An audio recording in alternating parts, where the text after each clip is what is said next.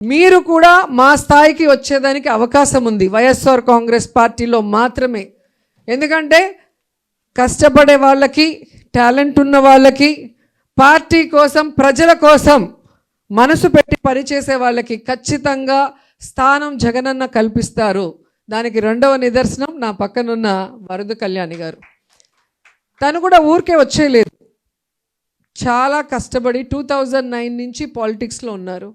ఆ తర్వాత నేను మహిళా అధ్యక్షురాలు అయ్యాక మా మహిళా కమిటీలో జనరల్ సెక్రటరీగా నమ్మకంతో 3 జిల్లాలు అప్పగించాను. వైజాగ్, విజయనగరము, శ్రీకాకుళం 3 జిల్లాల్లో నేను ఇచ్చిన ప్రతి కార్యక్రమాన్ని విజయవంతం చేస్తూ ముందుకు వెళ్ళింది. సో అప్పటి నుంచే ఆమె కష్టపడి పనిచేసే తీరు, పార్టీ కోసం ఆమె ధైర్యంగా నిలబడిన తీరు చూసి జగన్మోహన్ రెడ్డి గారు ఎమ్మెల్సీ ఇచ్చారు. ఎమ్మెల్సీ ఇస్తే అది అలంకారప్రాయం కాదు, ఇది ఒక ఆయుధం అని చెప్పి ఎమ్మెల్సీ పదవిని బాధ్యతగా తీసుకొని ఈరోజు చెడు కూడా ఆడేస్తుంది శాసన మండలిలో. నిజంగా నాకు చాలా చాలా గర్వంగా అనిపించింది. ఎందుకంటే ఒక అమాయకంగా చాలా సైలెంట్గా ఉండే వరద కళ్యాణి ఈరోజు ధైర్యంగా ఎదురుగా ఎవరున్నారని కూడా పట్టించుకోకుండా తగ్గేదే లేదన్నట్టు ఏ ఇష్యూ ఉన్నా కూడా తను మాట్లాడే తీరు నిజంగా నాకు చాలా ముచ్చటేసింది.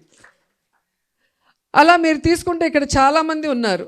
చాలామంది మన ఉప్పాల హారిక గారు కూడా ఒక జడ్పీ చైర్మన్గా మా అందరికన్నా గొప్ప స్థాయి. యాక్చువల్గా మంత్రులు, ఎంపీలు, ఎమ్మెల్యేలు అందరికీ హెడ్ లాగా ఉంటారు జడ్పీ చైర్మన్ అంటే. సో రిజర్వేషన్ ఉంటేనే మహిళలకు ఇవ్వటం కష్టం. మహిళా రిజర్వేషన్ లేని చోట కూడా రాష్ట్ర వ్యాప్తంగా ఎన్నో పెద్ద పెద్ద పదవుల్ని మహిళల మీద నమ్మకంతో మనకి అందించిన జగనన్నని మనం కాపాడుకోవాల్సిన బాధ్యత ఇప్పుడు మన మీద ఉంది. ఎందుకంటే మీ అందరికీ తెలుసు, ప్రజలు మనని ఓడించలేదు. ఈరోజు ఈవీఎంల మ్యానిపులేషన్ చాలా ఉంది అనేది నేను మొదటి నుంచి చెప్తున్నాను. ఇప్పుడు అవన్నీ కూడా ఒక్కొక్కటిగా బయటికి వస్తున్నాయి. సో మనం తెలుసుకోవాల్సింది, ప్రజల్ని తన సొంత మనుషులుగా ప్రేమించి కులం, మతం, ప్రాంతం చూడకుండా ప్రతి మహిళకి మంచి చేయాలి అన్న ఉద్దేశంతో సంక్షేమ పథకాలు కానీ, ఇళ్ల పట్టాలు, ఇళ్ళు కట్టించడం కానీ, అభివృద్ధి కార్యక్రమాలు కానీ, అలాగే పదవులు కానీ ఆల్మోస్ట్ ఓటర్లు ఈక్వల్గా ఉన్నాం కాబట్టి మగవాళ్ళకి అవకాశాల్లో కూడా మనకి ఈక్వల్గా అందించిన ఘనత జగనన్నకే దక్కింది.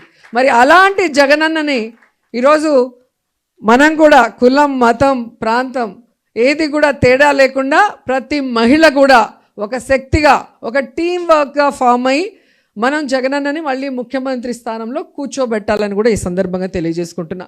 ఎందుకంటే ఈ మహిళా దినోత్సవం రోజు రాష్ట్ర వ్యాప్తంగా ప్రతి మహిళ కూడా జగన్మోహన్ రెడ్డి గారు అధికారంలో ఉన్నప్పుడు, ఇప్పుడు కూటమి ప్రభుత్వంలో అధికారంలో ఉన్నప్పుడు మహిళలకి ఏం మంచి జరిగింది అనే దాని మీద బేరీజు వేసుకుంటే ప్రతి మహిళ కూడా ఈరోజు కూటమి ప్రభుత్వం అధికారంలోకి వచ్చిన విధానం చూసి పాలిచ్చే ఆవును వదులుకొని ఎగిసెగిసి దాన్నే దొన్నపోతుని తెచ్చుకున్నామని ప్రతి మహిళ ఫీల్ అవుతుంది. 20 నెలల్లోనే ఎప్పుడు ఎన్నికలు వస్తాయా, కూటమి ప్రభుత్వాన్ని కూకటి వేళ్లతో పెకిలించి పడేద్దామా అని ప్రతి మహిళ కూడా ఎదురు చూస్తుంది. ఎందుకంటే జగన్మోహన్ రెడ్డి గారు ఉన్నప్పుడు మహిళా సాధికారక పాలన మనకు అందిస్తే, చంద్రబాబు నాయుడు కూటమి పరిపాలన ఏమి ఇచ్చింది? నారావారి నరకాసుర పాలన ఇచ్చింది.